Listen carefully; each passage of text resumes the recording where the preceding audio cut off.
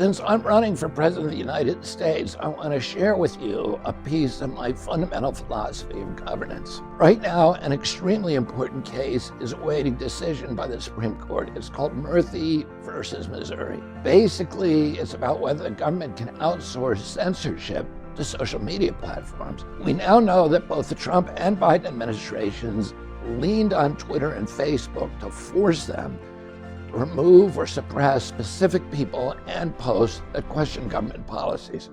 Both Presidents Trump and Biden set up an entire system to funnel censorship requests from government agencies to those platforms.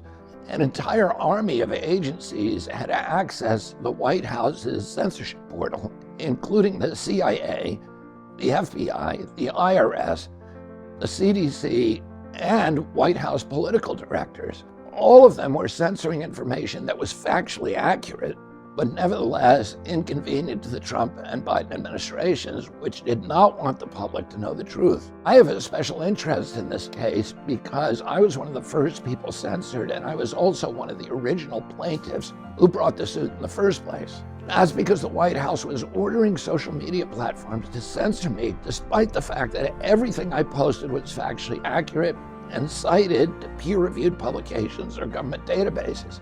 But there's a lot more at stake here than my own constitutional rights. This case is about the kind of nation that we want to live in. Unfortunately, democracy alone is not enough to guarantee our freedoms. We now know that democratically elected governments are perfectly willing to take away our rights if they think that they can get away with it.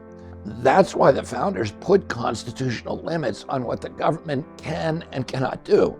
And the most important of all these limits is the First Amendment guarantee of freedom of speech. A government that can silence its critics has license for any atrocity, including the suppression of all of our other constitutional rights. Without free speech, none of our freedoms will last very long. Remember, both Presidents Trump and President Biden, Republicans and Democrats, have all failed to safeguard this most basic freedom.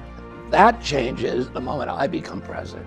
If you share that priority, then please help me get elected by donating to my campaign today.